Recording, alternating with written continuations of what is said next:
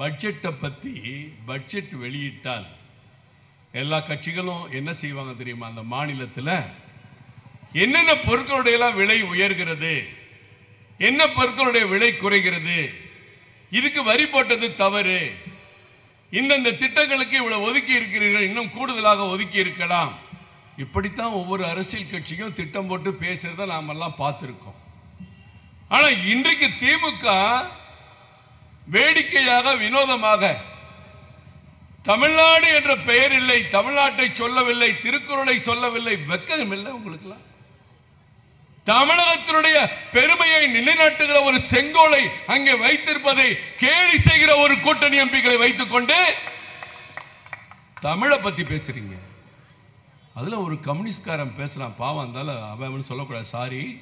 ஒரு communist Madurai MP பேசுறாரு, செங்கோலை வச்சிருந்த மன்னர்கள்லாம் எத்தனை பொம்பளைய வச்சிருந்தாங்க, அது உங்களுக்கு சரித்திரம் பின்னாடி இருக்கிறது தெரியுமான்னு கேட்கிறான்.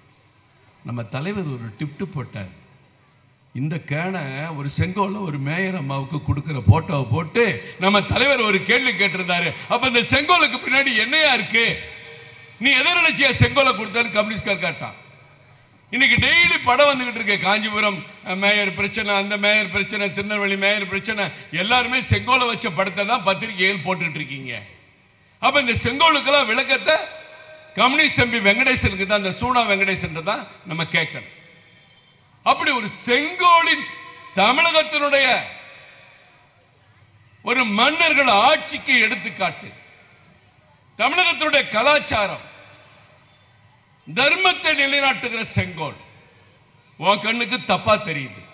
ஏன்னா நீ தப்பான கட்சி, கம்யூனிஸ்ட் கட்சியில் இருக்க, தப்பான திமுகவோட கூட்டணியில் இருக்க.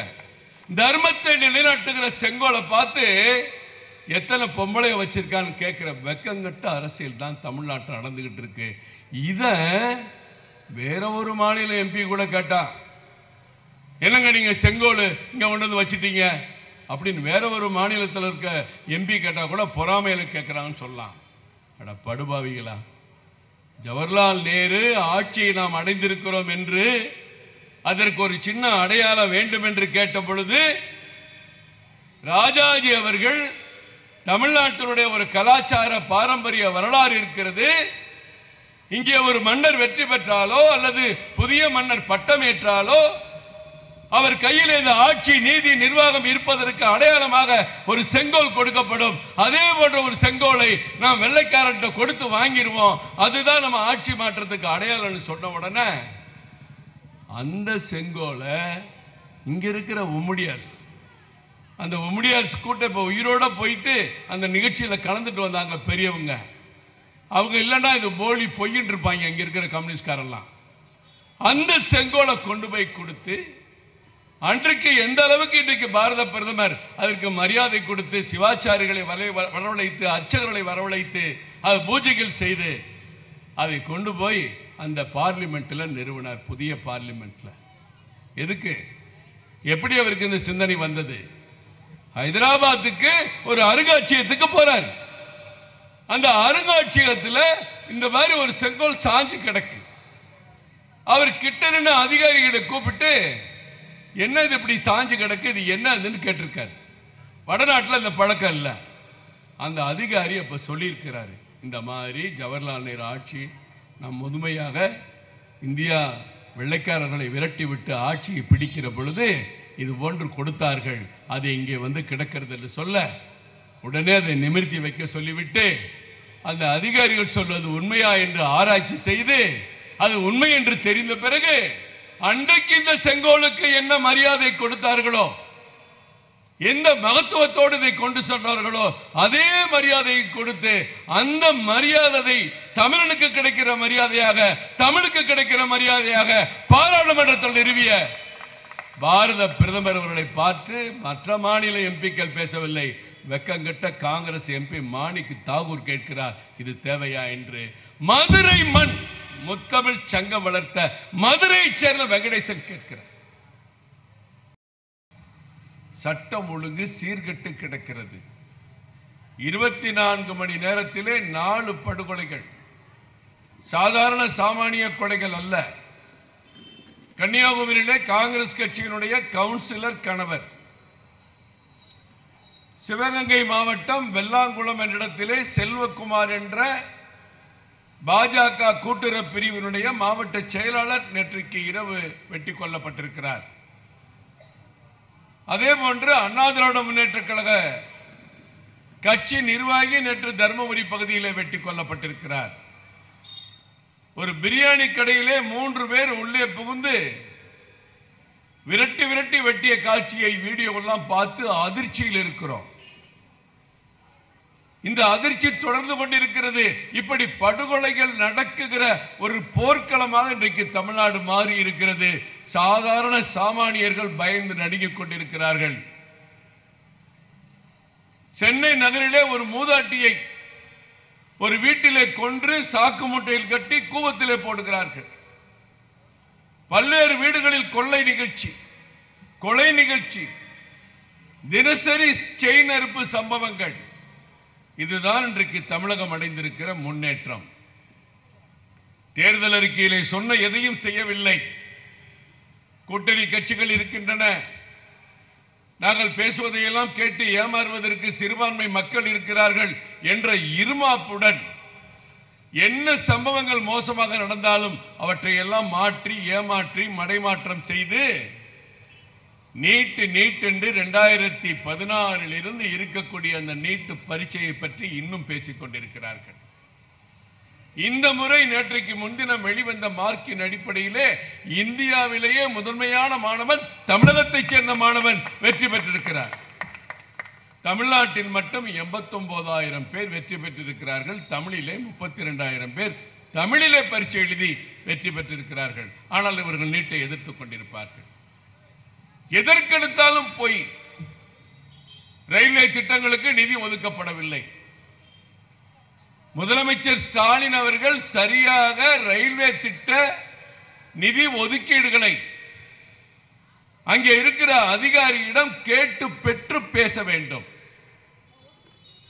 அதே போன்று இங்க இருக்கிற நிதியமைச்சரும் ரயில்வே திட்டங்களை பற்றி பேசுவதற்கு முன்பாக உங்களுக்கெல்லாம் உண்மையான தகவல்களை மக்களுக்கு சொல்ல வேண்டும் என்ற எண்ணம் இருந்தால் அந்த அதிகாரிகளை கேட்டுவிட்டு திமுக தலைவர்கள் அமைச்சர்கள் பேச வேண்டும்.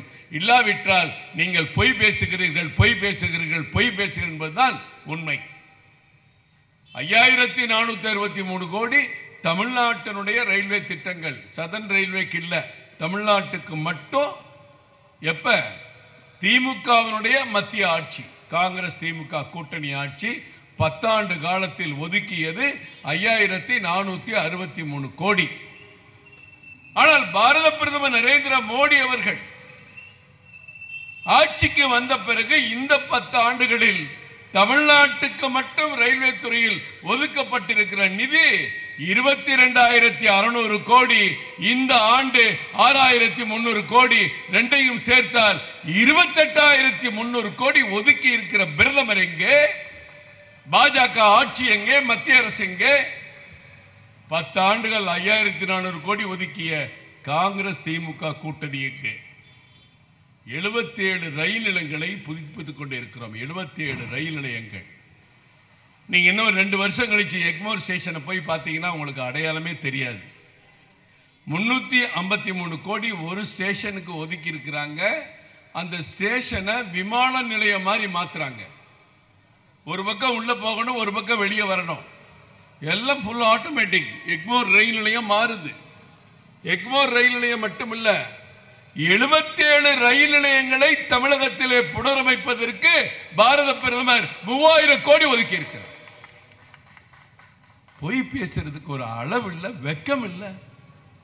எதை வேணுமானாலும் பேசலாம். ஏன்னா நம்ம பேசுறத போடுறதுக்கு பத்திரிகை இருக்காங்க, மீடியாக்கள் இருக்காங்க. எண்ணத்தில் திமுக அமைச்சர்கள் பேசிக் கொண்டிருக்கிறார். இதே நம்ம நிதியமைச்சர் பேசுறாங்க, சட்டமன்றத்தில் பேசுறாரு தமிழ்நாட்டு நிதியமைச்சர். எங்களுக்கு ஜிஎஸ்டினால 20,000 கோடி லாஸ். என்ன பொய் பித்தலாட்டம், என்ன ஒரு பித்தலாட்டம். ஜிஎஸ்டி என்பது இந்த இந்தியாவுக்கு வந்தது 2017-18 ஆண்டு. இந்த 2017 முதல் 3 மாசம் ஜிஎஸ்டி கிடையாது, அடுத்த 9 மாசம் ஜிஎஸ்டி. இந்த 12 மாசம் சேர்த்து தமிழ்நாட்டுக்கு கிடைத்த வருவாய் 31,240 கோடி. நல்ல மீடியாக்கெல்லாம் இருக்கீங்க. 31,240 கோடி. ஆனால் இந்த 2022-23 நமது தமிழகத்தினுடைய வருமானம் 54,000 கோடி என்பதை இங்கே நான் பதிவு செய்ய கடமைப்பட்டிருக்கேன். 54,000 கோடி. 30,000 எங்க இருக்கு, 54,000 எங்க இருக்கு? ஆனா நீ என்ன போய் பேசுற? ஜிஎஸ்டினால வருவாய் இழப்பு. மெட்ரோ ப்ராஜெக்ட், இந்த மெட்ரோவை விடுறதே இல்லை. எல்லாரும் இப்ப மெட்ரோ ட்ரெயினை பத்தி தான் பேசிட்டு இருக்காங்க.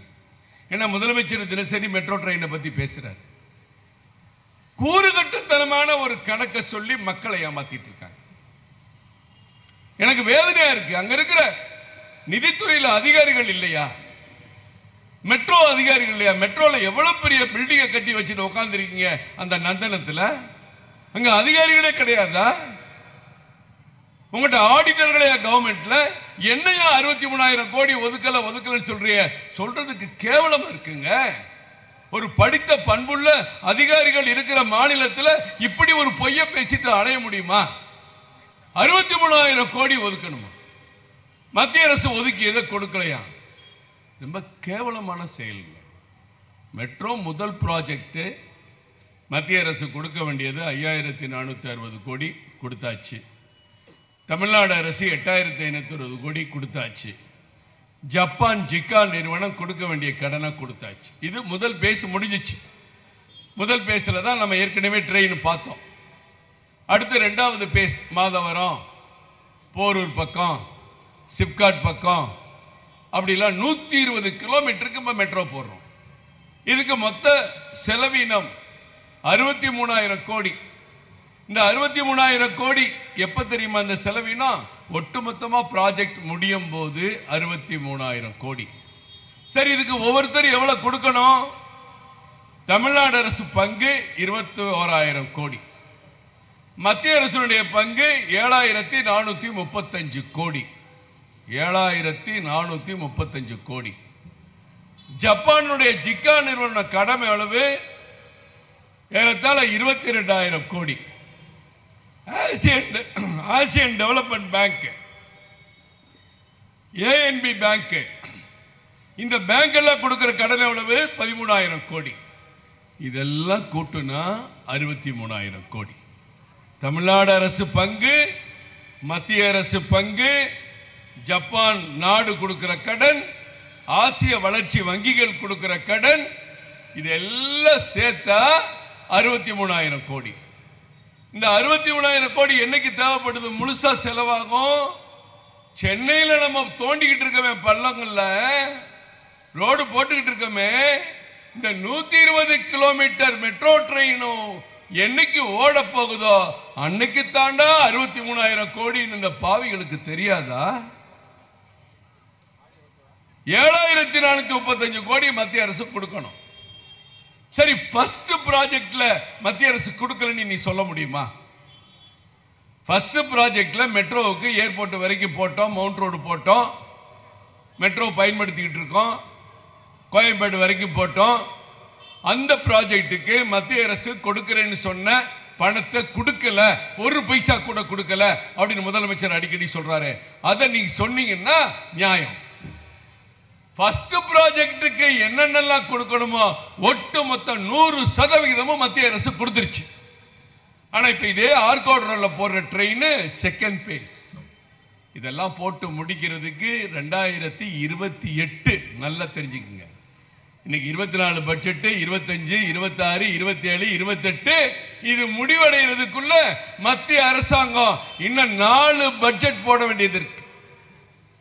ஆனா நீங்க இன்னைக்கு மக்களை ஏமாத்தி பொய் சொல்றதுக்காக ஒப்பாரி வைக்கிறீங்க. ஏன் இப்படி திசை திருப்புறாங்க? தமிழ்நாட்டில் நடக்கிற படுகொலைகளை பத்தி யாரும் சிந்திக்க கூடாது. தமிழ்நாட்டில் நடக்கிற கள்ளச்சாராய சாவுகளை பற்றி யாரும் சிந்திக்க கூடாது. இதுதான் திமுகவுடைய ஆசை. இதுக்கு என்ன வேணாலும் பேசலாம். என்ன பேசலாம்? மெட்ரோ, ஜிஎஸ்டி, எங்களுக்கு பணம் வரல, நீட்டு. மதுக்கடைகளை ஒழிப்போம் என்று சொல்லி, ஒழிக்க வேண்டும் என்று சொல்லி முதலமைச்சர் அவர்கள் கருப்பு பேண்ட், கருப்பு சட்டை, அவங்க துணைவியார், அவங்க பிள்ளைங்க, குடும்பத்தினர் நின்று அட்டையை பிடிச்சிட்டு டாஸ்மாகை மூடு என்று நீங்க கோஷம் போடலையா? இப்ப கோஷம் போடுங்க பாப்போம். இப்ப போட வேண்டியதானே? நீங்க அதே ஸ்டாலின் தானே இன்னைக்கு முதலமைச்சரா இருக்காரு, இன்னைக்கு கூடுதல் அவருடைய பையனும் அமைச்சரா இருக்காரு. ஏன் இன்னைக்கு நீங்க அந்த கோஷத்தை போடுங்க? உங்க வீட்டு முன்னாடி நின்று கருப்பு சட்டையை பிடிச்சுக்கிட்டு கோஷம் போட்டீங்களே, இன்னைக்கு கோஷம் போடுங்க. அநியாயம், அராஜகம். எது கேட்டாலும் ஒழுங்கான பதில் இல்லை எதிர்கட்சிகளுக்கு. டிஎம்கே ஃபைல்ஸ் 1, 2, 3 நீங்க தலைவர் வெளியிட்டாரு. இதுவரைக்கும் எந்த திமுக தலைவர்களாவது அவருடைய குற்றச்சாட்டுக்கு பதில் சொல்லியிருக்கீங்களா? கிடையாது. கவர்னர்னா கவர்னரை குறை சொல்லணும், எதிர்கட்சி தலைவர்களை குறை சொல்லணும். காங்கிரஸ் ஒரு வெக்கமில்லாத கட்சி. இந்த கட்சி எவ்வளவு வேணாலும் திட்டலாம். கணேசனாச்சி கோச்சுக்கு போறாரு, என்னையா காமராஜர் தலைவராக இருந்த காங்கிரஸ் கட்சியை நீ திட்டுறேன்னு. அந்த காங்கிரஸ் வேற. அந்த காங்கிரஸ் பெருந்தலைவர் இறக்கும் தருவாயில் சொன்னாரே, தேசம் போச்சு தேசம் போச்சுன்னு சொல்லி படுத்தவர் தான் எந்திரிக்கவே இல்லை. அவர் என்னைக்கு தேசம் போச்சுன்னு சொன்னாரோ அன்னைக்கே காங்கிரசும் போச்சு. இது இந்திரா காந்தி காங்கிரஸ். பெருந்தலைவர் காமராஜர் பார்த்து பிரதமராக கொண்டு வந்த மொரார்ஜி தேசாய் அவர்கள் அரும்பாடுபட்டு போட்டி போட்ட நிலையிலே பல எம்பிக்கள் காலா காந்தி காமராஜர் யாரை சொல்கிறாரோ அவரைத்தான் தேர்ந்தெடுப்போம் என்று சொல்லிய நிலையிலே இந்திரா காந்தியை பிரதமராக்கியவர் பெருந்தலைவர் காமராஜர். ஆனால் அந்த காமராஜரை பற்றி ஒரு நிருபர் கேட்கும் போது, என்னங்க எமர்ஜென்சிய இந்திரா காந்தி கொண்டு வந்த தவறுன்னு காமராஜர் சொல்லியிருக்கிறாரு, நீங்க என்ன பதில் சொல்றீங்க? அந்த அம்மா சொன்ன பதில் என்ன தெரியுமா? Who is Kamaraj? அந்த அம்மாவுக்கு வாழ்க்கை கொடுத்து காங்கிரஸ் தலைவர்கள் பல பேர் போட்டியிட்டாலும் வெளிநாடுகளில் படித்து வந்த நமது இந்திரா காந்தி அம்மையார் வந்தால் நாட்டுக்கு புதிய வழி பிறக்கும் என்ற அவர் தேர்ந்தெடுத்த அந்த அம்மையார் காங்கிரஸ் காமராஜரை பார்த்து ஹூ இஸ் காமராஜர் என்று கேட்கிறார். இப்படிப்பட்ட ஒரு கொடுமையை சேர்ந்த காங்கிரஸ் கட்சி தமிழகத்தில் இருக்கிற இந்த டெய்லி படுகொலை, அன்பு சகோதரர் ஆம்ஸ்ட்ராங் போன்றவர்களுக்கு இந்த நிலை. ஒரு தேசிய கட்சியினுடைய மாநில தலைவர், அவருக்கு இந்த நிலை. ஆனா அதுக்கு பிறகு 8 கொலை ஆயிடுச்சு. அந்த ஆம்ஸ்ட்ராங் கொலைக்கு பிறகு 8 கொலை நடந்திருக்கு. கடந்த 24 மணி நேரத்தில் 4 கொலைகள். இது என்ன நாடா? இல்ல தாஸ் கேட்ட மாதிரி சுடுகாடா? ஆனால் இந்த ஆட்சிய ஈவிகே இளங்கோவன், செல்வ பெருந்தகை போன்றவர்கள் எல்லாம் காமராஜர் ஆட்சினா அது ஸ்டாலின் ஆட்சின்னு சொல்லக்கூடிய அளவுக்கு ஒட்டு காங்கிரஸ் இங்கே இருக்கிற காரணத்தினால் திமுக என்ன தவறு செய்தாலும் பரவாயில்லை என்று சொல்லி பேசுகிற வைகோ போன்றவர்கள், திருமாவளவன் போன்றவர்கள் கம்யூனிஸ்ட் கட்சிகள் அடிமைகளாகவே மாறிவிட்டார். அவர்களுக்கு தேவை ஒரு எம்பி, 2 எம்பி, ஒரு 4 எம்எல்ஏ. இதுதான் அந்த கட்சிகளுடைய நோக்கம், கொள்கை, லட்சியம். அதனால் திமுக செய்கிற தவறுகளை தட்டி கேட்க திராணி இல்லாத கூட்டணி கட்சிகள் இந்த ஆட்சியை காமராஜர் ஆட்சி என்று சொல்கிறார்கள். காங்கிரஸ் நிலைமை பரிதாபமாக இருக்கிறது. நாடாளுமன்றத்துக்கு போனா இவங்க கண்ணுக்கு இதுதான் படுது. தமிழ்நாட்டுக்கு என்ன கேட்கலான்னு படல. செங்கோல் ஏண்டா வச்சிருக்க? ஏன் இந்த சேர் இப்படி இருக்கு? எப்ப வெளியில போவோம்? உள்ள போகும்போதே பேசிட்டு போறது. எல்லாரும் ஒன்னா ஆட்டு மந்த மாதிரி வெளியே போவோம், மாட்டு மந்த மாதிரி உள்ள வருவோம். நீங்க மக்களுக்காக போகல. ஓ ஈகோ, ஓம் பிரச்சனை, ஓ கட்சி சண்டை, ஓ கூட்டணி சண்டை, ஓ பகையை தீர்த்துக்கிறதுக்காக மக்கள்கிட்ட ஓட்டை கேட்டு பெற்று அங்க போய் வேடிக்கை காட்டிட்டு இருக்கீங்க. போண்டா பச்சி ராஜ்குமார் சொன்னதை போல. என்ன இல்ல பட்ஜெட்ல எம்ப்ளாய்மெண்ட். அவர் சொன்ன வார்த்தை இன்றைக்கு நமது மத்திய நிதியமைச்சர் நிர்மலா சீதாராமன் அவர்கள் சொன்ன வார்த்தையை டைம்ஸ் ஆஃப் இந்தியாவில் தெளிவாக போட்டிருக்காங்க. ஒவ்வொரு வார்த்தைக்கு இது இதாயா பட்ஜெட்னு அந்த அம்மா சொல்லியிருக்காங்க. என்ன இல்லை பட்ஜெட்ல? ஏற்கனவே இருக்கிற திட்டங்கள்ல நேற்றைக்கு வந்த மத்திய அமைச்சர் ஜிதேந்திர சிங் அவர்கள் ஒவ்வொரு திட்டமா சொன்னார். முத்ரா கடன் திட்டம், ஏழை எளிய மக்களுக்கு இலவச எரிவாயு இணைப்பு கொடுத்த திட்டம், வீடுகள் தோறும் நல்ல குடிநீர் இணைப்பு கொடுத்த திட்டம், விவசாயிகளுக்கு ஆண்டுக்கு 6000 ரூபாய் கொடுத்த திட்டம், இலவச வீடுகள் கட்டி கொடுக்கிற திட்டம், இப்படி எல்லா திட்டங்களிலுமே இந்தியாவிலேயே பாதி சமமாக பெற்றிருக்கிறது, பாதி அதிகம் பெற்றிருக்கிறது தமிழ்நாடு, தமிழக மக்களுக்கு கிடைத்திருக்கிறது. எனவே திமுக போராட வேண்டியதில்லை, தமிழ்நாட்டை பார்த்து நாங்கள் தான் அங்கே போராட வேண்டும் என்று மத்திய அமைச்சர் சொல்கிறார்.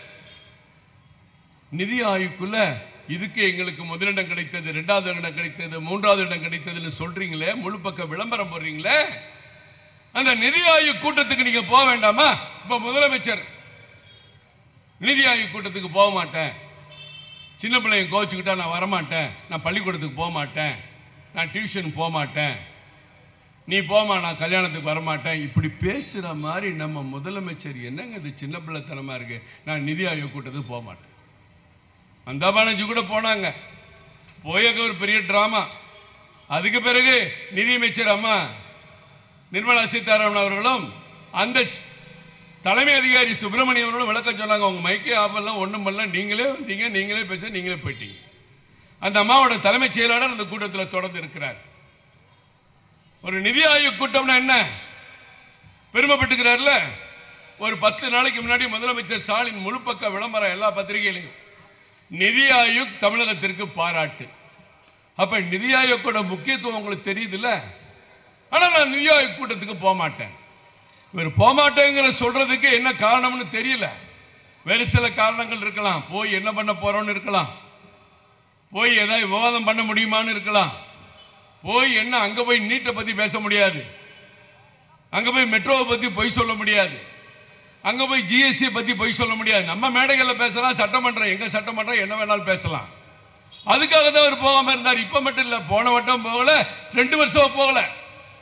2 வருஷமா போகாதவரு புதுசா இன்னைக்கு போகாத மாதிரியும் பட்ஜெட் தமிழ்நாடு பேரை சொல்லலைங்கிற மாதிரியும் ஒரு டிராமா போடுறாங்க பாருங்க. அப்ப தாங்க முடியல சாமி. கவுண்டமணி சொன்ன மாதிரி இவங்க டிராமா தாங்க முடியல. நீங்க போவே உங்களால முடியாது. போராட்ட திமுக எதுக்கு போராட்டம்? பட்ஜெட்ல தமிழ்நாடு பேர் இல்லையா? ஏயா ஒவ்வொரு பட்ஜெட்லையும் நிதியமைச்சர் அவர்கள், பல்வேறு கட்டங்கள்ல பாரத பிரதமர் அவர்கள் லடாக்கில் போய் ராணுவ வீரர்கள்ட்ட பேசினாலும் சரி, பள்ளி குழந்தைகள்கிட்ட பேசினாலும் சரி, பாராளுமன்றத்தில் பேசினாலும் சரி, மிகப்பெரிய கூட்டங்களையும் பேசினாலும் சரி, சங்க இலக்கியங்கள், திருக்குறள், மகாகவி பாரதியார் கவிதைகள், தமிழை பற்றி புகழ்ந்து பேசாமல் என்றைக்காவது பாரத பிரதமர் இருந்ததுண்டா? நிதியமைச்சர் பட்ஜெட் தொடங்கும் போதெல்லாம் ஒரு குறளை பத்தி இலக்கியத்தை பத்தி பேசினாரே, அன்னைக்கெல்லாம் திமுக பாராட்டினீங்களா? நிர்மலா சீதாராமன் அவர்கள் எங்கள் தமிழ் சங்க இலக்கியத்தில் மேற்கூறு காட்டி பேசியது எங்களுக்கெல்லாம் உணர்ச்சிகரமாக நாங்கள் தமிழக மக்கள் சார்பில் நன்றி சொல்கிறோம் என்றைக்கு சொன்னீங்களா? நீங்க இன்னைக்கு தமிழை பேசலையா? இவங்க போராட்டம் பண்ண எவ்வளவு வெக்கம் இல்ல, அசிங்கம் இல்ல, சந்தர்ப்பவாதம் இல்ல, காழ்ப்புணர்ச்சி இல்ல. நீங்க எதுக்கு போராட்டம் பண்ணணும்? திமுகவுக்கு போராட்டம் பண்ண உரிமை இருக்கேன்னா அரசியல் கட்சிங்க அவங்களும் போராட்டம் நடத்தி தானே ஆகணும். எதுக்கு போராட்டம் பண்ணணும்? முதலமைச்சர் இருக்கிறாரு, டிஜிபி இருக்கிறாரு, ஏடிஜிபி இருக்கிறாரு, மாவட்டந்தோறும் எஸ்பிக்கள், சிட்டியில எல்லாம் கமிஷனர்கள் எல்லாம் நாங்க இருக்கோம். எங்களெல்லாம் மீறி இவ்வளவு படுகொலைகள் பண்றீங்களா பாவிகளா, ரவுடிகளா? உங்களை எதிர்த்து திமுக போராட்டம் பண்ணுதுன்னு போராட்டம் பண்ணலாம்.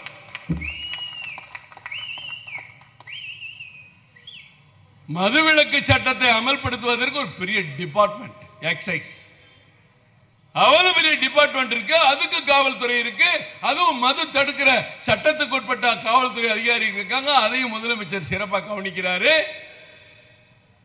இவ்வளவு இருந்து எங்களை எல்லாம் மீறி நீங்க கள்ளச்சாராயம் காய்ச்சறீங்களா, உங்களை எதிர்த்து நாங்க போராட்டம் பண்றோன்னு திமுக போராட்டம் பண்ணிருக்கலாம். அதை விட்டுட்டு தமிழ்நாடுன்னு பேர் சொல்ல நீங்க போராட்டம் பண்றீங்களே. ஆனா இப்ப சொன்னா அவங்க செஞ்சிருவாங்க. இங்க பிரச்சார பிரிவு தலைவர் சொன்ன மாதிரி பட்ஜெட் அறிவிக்கும் போது கும்மிடி பேண்டி பேரை சொல்லல, கொட்டாம்பட்டி பேரை சொல்லல, தென்காசி பேரை சொல்லல, கன்னியாகுமரி பேரை சொல்லல, உளுந்தூர்பேட்டை பேரை சொல்லலன்னு ஒவ்வொரு மாவட்டத்திலையும் சிறு சிறு நகரங்கள்ல தனித்தனியா போராட்டம் பண்ணுவாங்களா? இது அப்பட்டமான கேலி கூத்துன்னு சொல்லிதான் 2-3 நாளா திமுக அப்படியே அமைதி ஆயிட்டாங்க. இனிமேல் தமிழ்நாடு பேரை சொல்லலைன்னு சொல்லி பட்ஜெட் சொல்லலைன்னு சொல்லி போராட்டம் பண்ணா அசிங்கமா இருக்குன்னு விட்டுட்டாங்க. நீங்க என்ன தமிழ்நாட்டுக்கு நல்லது செய்யும்போது நீங்க பேசுறீங்களா?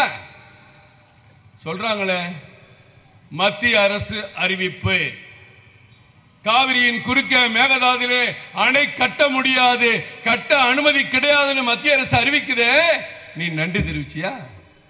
ஒரு பாராட்டு தெரிவிச்சியா? இந்த துரைமுருகன் எப்போ லூசு மாதிரி பேசுவார். அங்க போய் என்ன செய்யறாரு? நான் அமைச்சர்கிட்ட பேசினேன், அவர் ஏதோ இந்தியில சொன்னாரு, எதுக்கும் அச்சா அச்சான்னு சொன்னாரு, அவ்வளவுதான் பேசுறேன். சரியா? நீ வரும்போது தானே அறிவிப்பு வருது, மேகதாது அணை கட்ட அனுமதி இல்லை, முல்லை பெரியாறிலே புதிய அணை கட்ட அனுமதி இல்லை. யார் அறிவிச்சிருக்கா? மத்திய அரசு, மோடி அரசு, பாஜக அரசு அறிவிச்சிருக்க. நீ பாராட்ட வேண்டாமா? அங்க போனவர் அச்சா அச்சான்னு சொன்னார்னு பச்சி போண்டா சாப்பிட்டு வந்து பேசிட்டு இருக்கீங்க. அப்ப என்ன தமிழ்நாட்டுக்கு கிடைத்திருக்கிற நன்மைகள்? காங்கிரஸ் திமுக கூட்டணியில கிடைக்காத பல நன்மைகள் தமிழ்நாட்டுக்கு கிடைச்சிருக்கு. அத்தனை திட்டங்களும் இன்னும் தொடருது. 15 லட்சம் வீடுகள் தமிழ்நாட்டுக்கு கிடைச்சிருக்கு. 61 லட்சம் வீடுகள் நகர்பகுதியில் கிடையாது, கிராம பகுதியில். ஒவ்வொரு வீட்டுக்கும் தடி குடிநீருங்க. அங்க டேங்க்ல தண்ணியை திறந்து விட்டா ஒவ்வொருத்தரும் பெண்கள்லாம் குடத்தை தூக்கிட்டு போய் பொது குழாயில வரிசையில் நிற்க வேண்டாம். திறந்து விட டேப்பை திறக்கிறதுக்கு வீட்டு வாசல் இருக்க குடிநீரை திறந்து 61 லட்சம் குடும்பங்களுக்கு மத்திய அரசு இன்னைக்கு உதவி பண்ணியிருக்கு.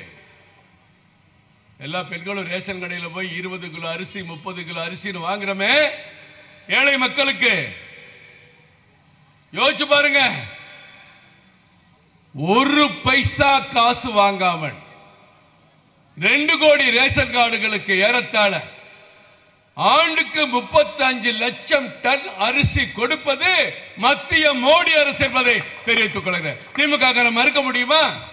இங்கே இடத்துல மேடையை போட்டு நாளைக்கு வேண்டாம் சொல்லுங்க, இங்க மேடையை போட்டு பாவம் அந்த சகோதரிய அவங்க தற்கொலைக்கு காரணமா இருந்தீங்கன்னா அவங்க படத்தை வச்சு பேசிக்கிட்டு இருப்பீங்க. நீட்டை பத்தி என்ன சொன்னாலும் உங்களுக்கு உரைக்காது. இன்றைக்கு 89 லட்சம் பேர் பதிந்து வைத்திருக்கிறார்கள். 69 லட்சம் பேர் தினசரி வேலைக்கு போறாங்க. 100 நாள் வேலை திட்டம். 69 லட்சம் பேருக்கு நீங்க அடிச்ச ஊழல் தெரிஞ்சு 100 நாள் வேலை திட்டம். காலையில் பேர் குதிரையா வீட்டுக்கு போ, வீட்டுக்கு போயிட்டு ஆளுக்கு 50 ரூபா வாங்கிக்க, சம்பளம் மீதி சம்பளத்தை அவன் எடுத்துட்டு போயிடுவான். இதுதான் பழைய 100 நாள் திட்டம். ஆனால் இப்போ மோடி என்ன தெரியுமா பண்ணாரு? 100 நாள் வேலை திட்டத்துக்கு வரக்கூடிய சகோதரிகளுக்கு அவங்க பேங்க் அக்கவுண்ட்ல பணம் போட்டார். பேங்க் அக்கவுண்ட்ல எத்தனை பேர் வாங்கிட்டு இருக்காங்க? தமிழ்நாட்டில் 100 நாளைக்கு 69 லட்சம் பேர் 100 நாள் வேலை திட்டத்தில் சம்பளம் வாங்கிட்டு இருக்காங்க. அந்த சம்பளத்தை காங்கிரஸ் திமுக கூட்டணி 140 ரூபா வச்சிருந்த சம்பளத்தை இன்றைக்கு பாரத பிரதமர் ஏறத்தாழ 280 ரூபாயாக உயர்த்தி இருக்கிறாரு அந்த ஏழை எளிய மக்களுக்கு. அதுக்கு நீங்க என்னைக்காவது நன்றி தெரிவிச்சிருக்கீங்களா? சுயநிதி குழு, சுய உதவி குழு எல்லா பெண்களும் தமிழ்நாட்டில் 7 லட்சம் கூறு இருந்தது. இன்னைக்கு பாரத பிரதமர் மோடி ஆட்சிக்கு பிறகு அது 14 லட்சமாக உயர்ந்திருக்கிறது. அவங்களுக்கு கொடுக்கக்கூடிய கடன் 10 லட்சமாக உயர்ந்திருக்கிறது. இதெல்லாம் திமுகவுக்கு தெரியாதா? இதை பேசினா நீட்டை பத்தி பேசிட்டு இருப்போம். இப்படி ஏழை மக்களுக்கு ஏதாவது திட்டத்தை கொடுத்தா நீங்க என்ன பண்ணுவீங்க? மெட்ரோவை பத்தி பேசுவீங்க. இவ்வளவு சாதனைக்கு ரயில்வே திட்டத்தில் சாதனை, எங்க போனாலும் நெடுஞ்சாலைகள். கிராம பகுதியில் போனீங்கன்னா பாரத பிரதமர் கிராமப்புற சாலை விரிவாக்க திட்டம் தமிழ்நாட்டில் மட்டும் 13,000 கிலோமீட்டர் எங்க எல்லா கிராமத்திலும் போட்டிருக்காங்களே, அதை நீங்க இல்லைன்னு சொல்ல முடியுமா?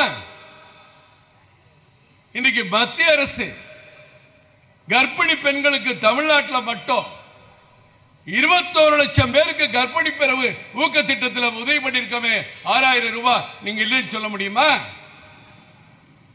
ஒரு விவசாய கடனை பத்தி நீங்க பேசுவீங்க, தள்ளுபடியை பத்தி. 42 லட்சம் விவசாயிகளுக்கு ஆண்டுக்கு 6000 ரூபாய் பாரத பிரதமர் நரேந்திர மோடி நேரடியாக அவங்க வங்கி கணக்கில் போடுறாரு, அதை நீங்க இல்லைன்னு சொல்ல முடியுமா? 14 மருத்துவக் கல்லூரி அனுமதியும் கொடுத்து அந்த கட்டடம் கட்டுறதுக்கு உதவியும் பண்ண மத்திய அரசை நீங்க இல்லைன்னு சொல்ல முடியுமா? 14 மருத்துவக் கல்லூரியை கட்டி கொடுக்க மோடி அனுமதியும் கொடுத்து உதவியும் பண்றாங்க. ஆனா மதுரை எய்ம்ஸ் கல்லூரிக்கு நீங்க ஜப்பானுக்கு போனீங்க கடை வாங்க. கொரோனா போக ஜப்பான் கொடுக்க லேட்டு. இதை இங்க திறக்கிறதா? சேலமா, புதுக்கோட்டையா, மதுரையா? உதயகுமார் மதுரைக்கு வேணுங்கிறாரு, ராஜு கேட்கிறாரு. முன்னாள் அமைச்சர் பாஸ்கர், விஜயபாஸ்கர் புதுக்கோட்டைக்கு வேணுங்கிறாரு. முன்னாள் முதல்வர் எடப்பாடி அவர்கள் சேலம் பக்கம் கொண்டு போயிடலாங்கிறீங்க. உங்களுடைய போட்டி பொறாமையில 2 வருஷம் போச்சு. அந்த கடன் வர தாமதம்னால திட்டம் தாமதம். ஆனா மத்திய அரசு உதவியில கிடைத்த அத்தனை திட்டத்திலையும் இன்றைக்கு மருத்துவக் கல்லூரிகள் தொடங்கவில்லையா? புதுசா தமிழக மாணவர்களுக்கு 8000 இடங்கள் கூடுதலா கிடைக்குது MBBS சீட்டு. அதை சொல்ல உங்களுக்கு உரிமை இல்லை. இப்படி செய்த நல்ல திட்டங்கள் எல்லாவற்றையும் மறந்து கிராமப்புறங்கள்ல அந்த சாலைகளை நடந்து போக முடியாதுங்க. சாலைகள் நடந்து போக முடியாது.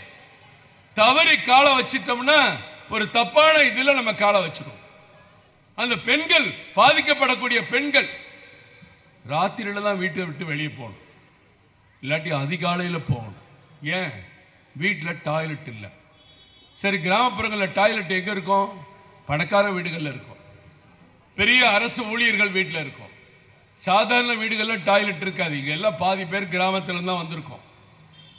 அத்தனை வீட்டுக்கு டாய்லெட் கட்டி கொடுத்ததுல 12,500 ரூபாய் ஒரு டாய்லெட்டுக்கு, மொத்த 12,500 ரூபாயும் அந்த ஏழை மக்கள் வங்கி கணக்கில் போட்டு தமிழகத்துக்கு கட்டி கொடுத்த டாய்லெட் எண்ணிக்கை எவ்வளவு தெரியுமா?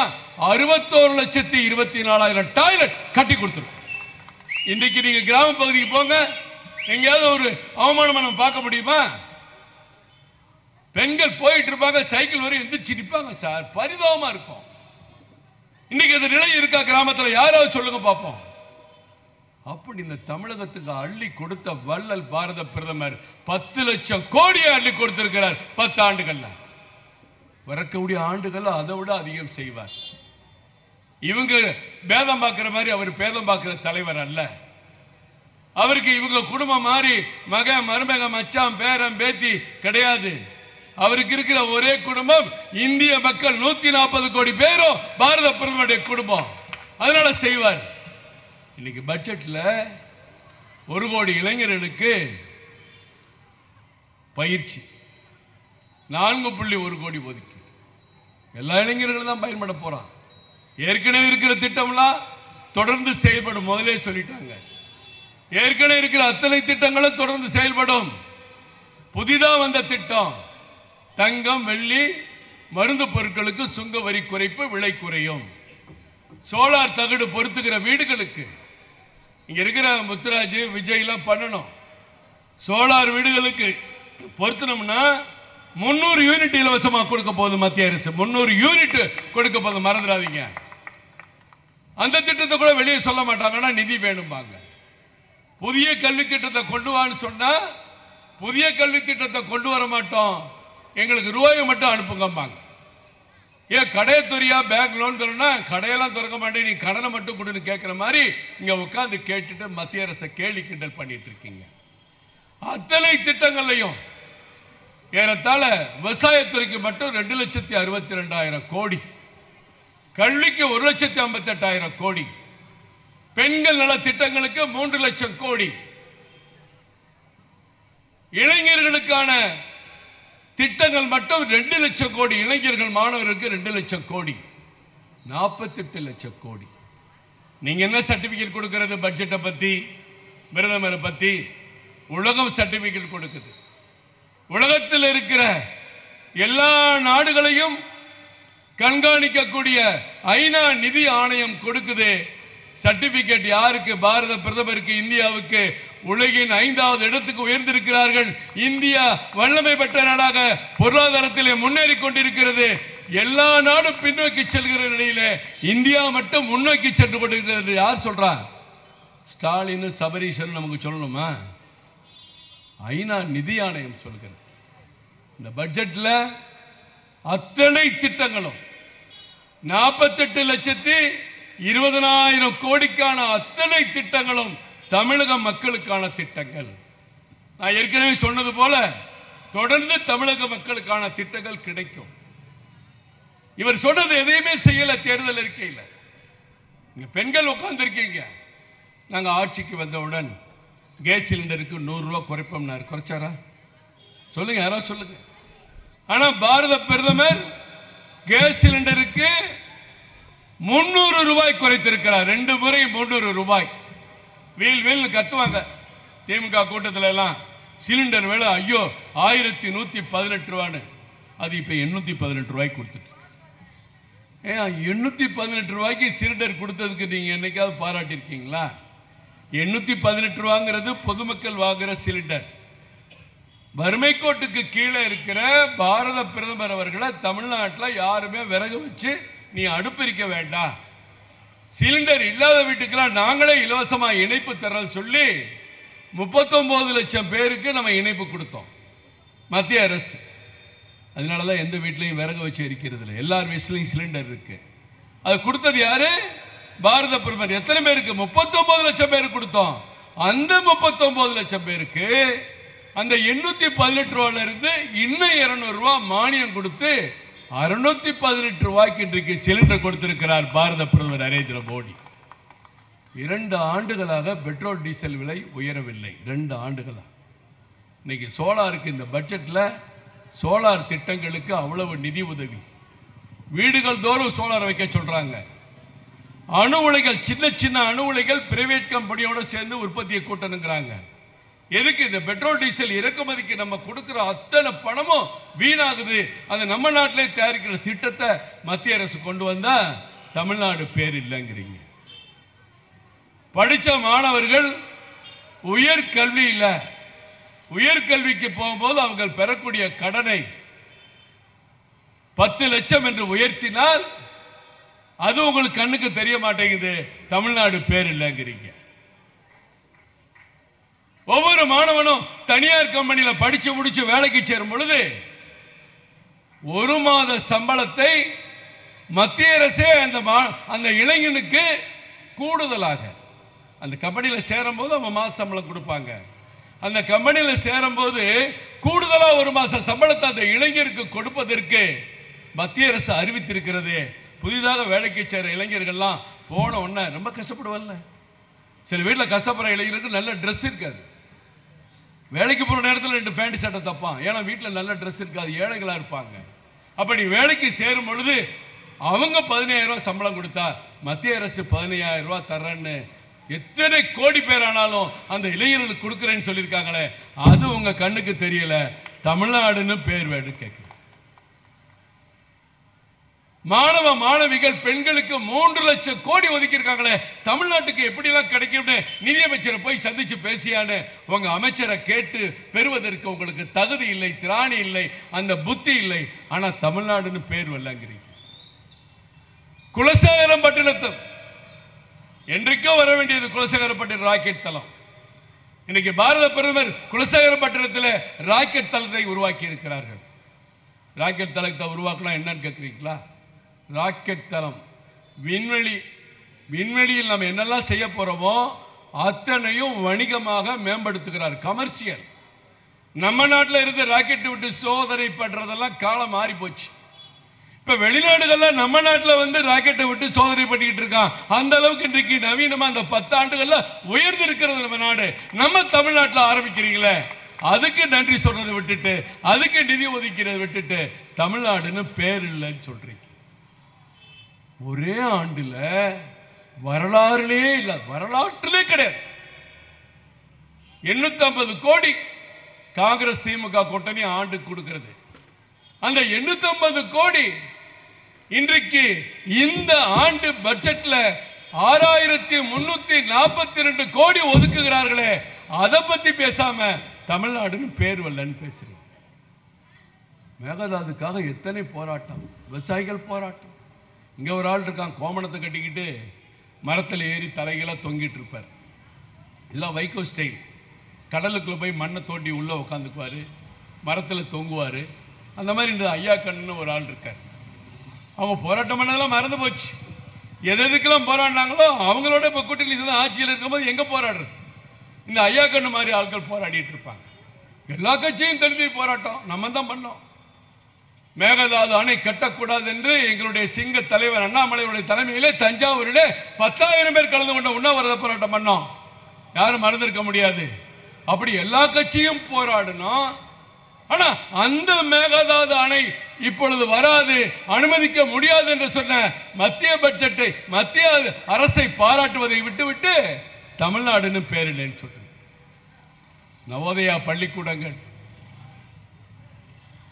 ஒடுக்கப்பட்ட மக்களுக்கு, பட்டியல் சமுதாய மாணவனுக்கு ஒரு சென்ட் ஜோசப் ஸ்கூல்ல போய் படிக்க முடியாது, வேளமால் ஸ்கூல்ல போய் படிக்க முடியாது, மகரிஷி வித்யாலயில போக முடியாது. ஆனால் அந்த மாணவனுக்கு அந்த பள்ளிக்கூடத்தில் என்ன சொல்லிக் கொடுக்கிறார்களோ, எந்த அளவுக்கு தகுதியாக இருக்கிறதோ அதே போன்று ஒரு நவீனமான நவோதயா பள்ளியை தமிழ்நாட்டுக்கு 20 பள்ளிக்கூடங்கள் கொடுக்கிறோம், எடுத்து நடத்துங்கள் என்று சொன்னால் அதை ஏற்க மறுக்கிறீர்கள், அதற்கு புறம்பாக பேசுகிறீர்கள். அதை ஏற்காமல் தமிழ்நாடு பெயர் வல்லை என்று சொல்லிக் கொண்டிருக்கிறது. மக்களை ஏமாற்றி ஏமாற்றி வஞ்சித்து வஞ்சித்து பழக்கப்பட்ட திமுக வெற்றி மமதையில் இருக்கிறது. வெற்றிக்கு நாங்கள் வெகு தொலைவில் இல்லை, நல்லா புரிஞ்சுக்கணும். இப்ப பேசுற இந்த மத்திய சென்னையில் அதிமுக கூட்டணி டெபாசிட் காலி. தென் சென்னையில் அதிமுகவின் குரலாக ஒழிக்கக்கூடிய அண்ணன் ஜெயக்குமாருடைய தம்பி ஜெயவர்தன் அவர்கள் டெபாசிட் காலி. ஏறத்தாழ 12 நாடாளுமன்ற தொகுதியில் பாஜக 2வது இடம், அதிமுக 3வது இடம். வேடிக்கையா பாத்தீங்கன்னா திமுக மண்டை போய் காஞ்சு போய் கிடக்குறான். திமுக தலைவர் கேட்கிறார், எப்படியா பாஜகவுக்கு இவ்வளவு ஓட்டு வந்துச்சு? ஏன் அவருக்கு வைத்தறிச்சல் 7% ஓட்டு குறைஞ்சு போச்சு, எடப்பாடிக்கு 8% ஓட்டு குறைஞ்சு போச்சு. ஆனா அவர் பேட்டியில சொல்றாரு, எங்கள் ஓட்டு குறையவில்லை, நாங்கள் 2019 19% ஓட்டு வாங்கினோம், இப்ப 21% வாங்கியிருக்கோம், 2% கூடி இருக்கும். எப்படி கோமாளி கணக்கு பாருங்க. 19 இவர் போட்டியிட்டது 20 தொகுதி, இந்த வட்டம் இவர் போட்டியிட்டது 35 தொகுதி. 20 தொகுதியை விட நாங்க 2% கூட்டிட்டோம்னு 35 தொகுதியில போட்டியிட்ட எடப்பாடி சொல்றாரு, திமுகவுக்கு அப்பட்டமா 7% குறைஞ்சிருச்சு. எல்லாம் சேர்த்து அதிகமா வந்திருக்கிறது யாருக்கு? பாரதிய ஜனதா கட்சிக்கு இன்றைக்கு அதிகமா வந்திருக்கு. ஒட்டுமொத்தமா தமிழகத்தில் போட்டியிட்ட இடங்கள்லாம் சேர்த்தா ஏறத்தாழ 12%. ஆனா சென்னை மாநகரம் வார்டுகள்ல கணக்கு பண்ணா 7 வார்டுகளில் வெற்றி பெற்றிருக்கிறது. 7 வார்டுகள்ல எழுதி வச்சுக்குங்க. தமிழகத்தில் 83 சட்டமன்ற தொகுதியில் பாஜக 2வது இடம் வந்திருக்கிறது. தென் சென்னையில் 27% ஓட்டுகளை பெற்றிருக்கிறோம். 27%. மத்திய சென்னையில் 24% வாக்குகளை பாஜக பெற்றிருக்கு. எங்க இருக்கும் பாஜக? எங்க இருக்கு? உங்களுக்கு ஏன் தெரிசிட்டு கேட்குறீங்க? இங்க என்ன ஓட்டு வாங்கிறீங்க, இங்க என்ன ஓட்டு வாங்கி கேட்ட கேள்வியெல்லாம் காலம் மழை ஏறி போச்சு. இப்போ நாங்கள் கேட்கணும், உங்களுக்கு எத்தனை சீட்டு கொடுக்கறது, நீங்க எவ்வளவு ஓட்டு வாங்கியிருக்கீங்க, உங்க ஓட்டு இவ்வளவு குறைஞ்சு போச்சு. எங்க இருக்கோம்? பாஜக இன்னைக்கு வரலாறு படைத்திருக்கிறது தமிழக தேர்தலில். இது முழுமையாக பாராட்ட மனமில்லாத எதிர்கட்சிகள், சில மனமில்லாத ஊடகங்கள் கூட பாஜகவுடைய வெற்றியை கொண்டாடுவதற்கு அவர்களுக்கு மனசு வரல. ஆனா ஏற்கனவே பெற்ற ஓட்டுகளை 7% குறைத்து பெற்ற திமுக தலைகுனிந்து நிற்கிறது. வெளியில ஏமாத்துறாங்க, பமாத்துப்படுறாங்க. ஏற்கனவே வாங்கிய ஓட்டுகளில் 8% ஓட்டுகளை இழந்திருக்கிற அண்ணா திராவிட முன்னேற்ற கழகம், இது மோடி பெற்ற ஓட்டு, சட்டமன்றத்தில் எங்களுக்கு போடுவாங்கன்னு கனவு கண்டு கொண்டிருக்கிறார். உங்கள் கனவெல்லாம் பழிக்காது. இன்றைக்கு டி நகர் தொகுதியை எடுத்துட்டோம்னா திமுக வேட்பாளர் பெற்ற ஓட்டுக்கும் பாஜக பெற்ற ஓட்டுக்கு வெறும் 6000 ஓட்டு தான் வித்தியாசம். பாஜக 45,000 ஓட்டு, அதிமுக 21,000 ஓட்டு. வேளச்சேரியில் பாஜக 52,000 ஓட்டு, அதிமுக 19,000 ஓட்டு. இதுதான் இன்றைக்கு அரசியல் நிலை. தமிழகத்தின் 2வது சக்தி மிக்க ஒரு கட்சியாக இன்றைக்கு பாஜக வைத்திருக்கிறது. எங்க இருக்கு பாஜக? இங்க கால் ஊன்ற முடியாது, கோல் ஊன்ற முடியாது, வேறொன்ற முடியாதுங்கிறதா இனிமேல் யாரும் பேச முடியாது. கால் ஊன்றியாச்சு, அஸ்திவாரம் ரொம்ப பலமா போட்டிருக்கோம். இது எங்க தொண்டர்களுடைய சக்தி. தமிழக மக்கள் மனசு வச்சு பாஜகவுக்கு அமோக ஆதரவு கொடுத்திருக்காங்க. அதனாலதான் தமிழகம் முழுவதும் நன்றி அறிவிக்கிற கூட்டத்தை இன்றைக்கு நடத்தி கொண்டிருக்கிறோம். வருங்காலம் நமது தான். துணிச்சலோட இருங்க. மக்கள் மனசு மாறுறது ரொம்ப ஈஸி. இன்றைக்கு திமுக ஆட்சி வேண்டான்னு ஏறத்தாழ 2 கோடி பேர் ஓட்டு போட்டிருக்காங்க. 2 கோடி பேர் ஓட்டு போட்டிருக்காங்க திமுக ஆட்சி வேண்டான்னு சொல்லி. அந்த 2 கோடி 2.5 கோடியா மாறினா திமுக காலி. தினசரி நடக்கிற படுகொலை சம்பவங்கள், கஞ்சா விற்பனை, பள்ளிக்கூடங்களில் கஞ்சா விற்பனை, மாணவர்கள் பள்ளிக்கூடத்தில் கஞ்சா குடிச்சு வாத்தியார் அடிக்கிறான். பெண்கள் நிம்மதியா தூங்க முடியாது. போலீஸ்காரனை விரட்டி விரட்டி அடிக்கிறான். யாரு? கஞ்சா குடிக்கிறவன் போலீஸ் அதிகாரிகளை விரட்டி விரட்டி அடிப்பதை நம்ம வீடியோல பார்த்தோம். இதுதான் தமிழ்நாட்டின் நிலைமை. ரேஷன் கடையில் ஒழுங்கா பருப்பு பாமாயில் சப்ளை கிடையாது. கேஸ் சிலிண்டர் மோடி 300 + 200 500 ரூபாய் குறைச்சிருக்கிறாரு. நீங்க சிலிண்டருக்கு 100 ரூபாய் இன்னும் குறைக்கல. இந்த வட்டம் பாஜக ஓட்டுல ஒரு பெரிய சாதனை நடந்தது.